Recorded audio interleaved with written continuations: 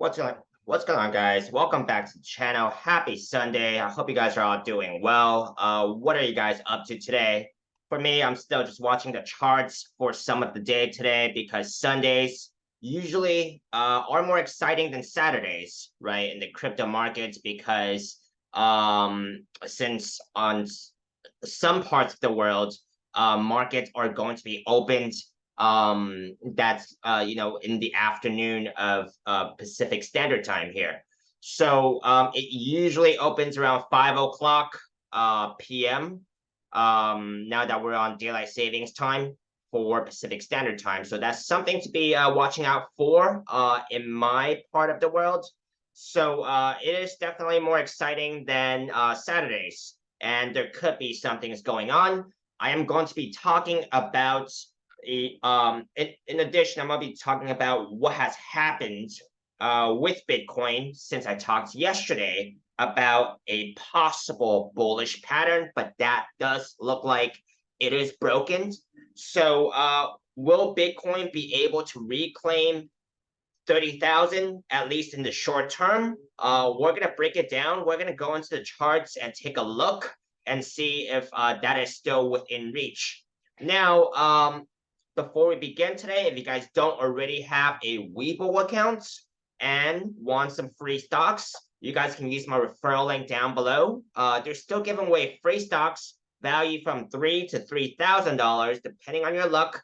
Terms and condition do apply. And if you apply with my referral link down below, I will also get a referral bonus. So that directly supports my channel. And I think Webull has been a great starter exchange to trade both crypto and US stocks. So something to check out. I think it's a great additional exchange to have. I certainly would not have any of my money and a lot of my money in just one or two exchanges because they could certainly go down. But I think it's a great additional exchange to have and diversify my funds on. Given that I have used it before, right? Now, also, in addition, before we start, none of this should be taken as financial advice. I am not a pro trader. I'm not an elite trader of any sort, but I am profitable and have managed to not give a lot of my profits back during the last bear market last year. But I am ready to crush it for the next bull cycle. So if you guys feel the same way, do like, subscribe, and let's get right into charts now.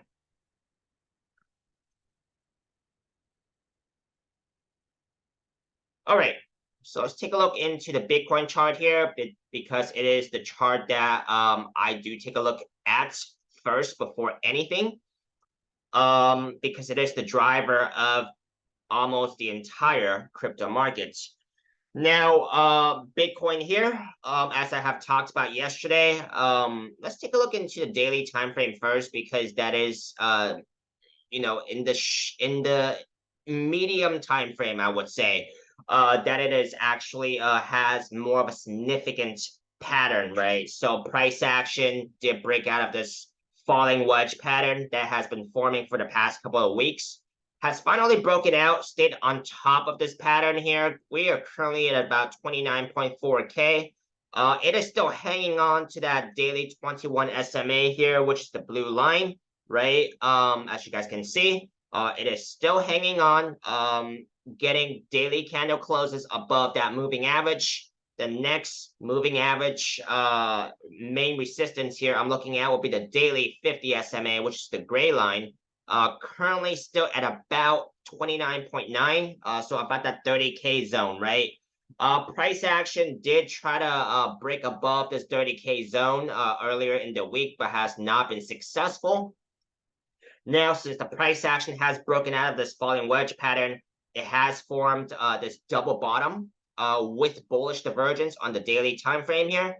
If you guys can see, it's a pretty long double bottom here, right? With the neckline to also be at about 30K. So that is very much the next level of resistance I am looking at.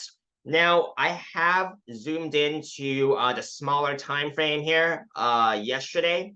uh on Saturday, nothing usually happens on Saturday, but I thought it was still a good idea to see what is going on in the smaller time frame, because that could give me some hints on if this double bottom is going to play out, right?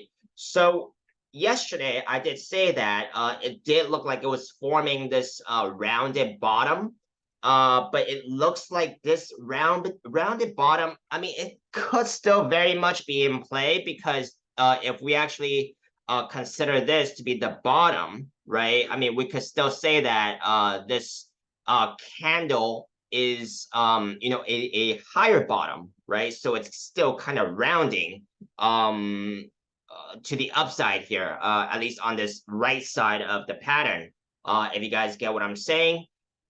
So I mean, it's like this bottom here, it is lower than the previous bottoms here. So I mean, you could say that it's broken as well. So it's open for interpretation. So I think that's what the charts are. I mean, it's not gonna give you a you're not gonna have an absolute interpretation, right? You have to kind of think about what others are seeing as well. And you're looking for confirmations for what if a lot of other people or players in the market are seeing the same thing. Now, let's just say that this is in fact broken, right? Because this bottom here is kind of, you know, let's just say that, right?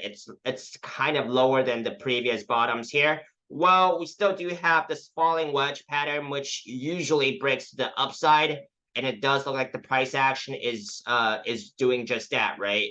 The resistance here for the very short term would be the hourly 21 and the hourly 50 SMA. The measure move out of this breakout here, out of this very small breakout here, would be right here, about 29.5. Okay, about 29.5 there out of this breakout. Take a look into the 4-hour time frame here. Price action still has not been able to get back on top of the blue line here, which is the 4-hour 21 SMA. So we have some immediate resistance above this price action right now. And if the price action is able to get back on top of the 4-hour 21 here, that would be a short-term good signal, right? A short-term bullish signal. So that's what I'm looking at. Now, if we zoom all the way out here, as I've been talking about this, which is apparent on the weekly time frame, is this cup and handle pattern with the resistance to be at about 32K-ish, right? This has been forming for quite some time in this 32K area with this resistance for this cup and handle pattern. If price action is able to get a weekly candle close above, I'm just gonna say 32K, and hold this level, then we have a measure move of about 50K, almost 50K here. Now, measure moves are estimates. It may or may not be reached, right? And probably it's not going to be reached overnight or very quickly. So do your own research on that. Map out your own patterns and see if it makes sense, because this is an educational video, right? It's not just don't take every word for it, right? Do your own research and homework and verify what is really going on in this market, because I think at the end of the day, all traders are should be independent if they want to survive in this market.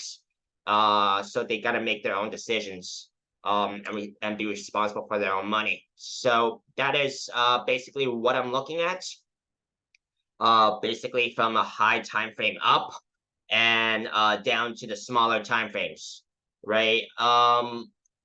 Let's take a look into Ethereum, XRP, just to follow up with my previous posts I doubt they're really doing too much because they usually follow Bitcoin, right?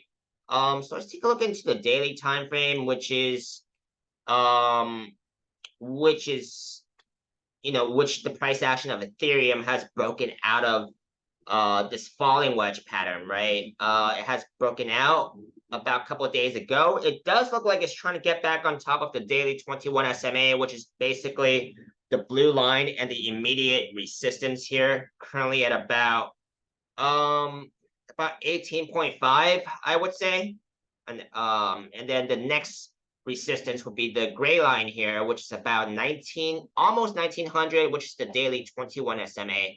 Measure move out of this pattern, which the price action has been able to stay on top of, is about $2,000. XRP.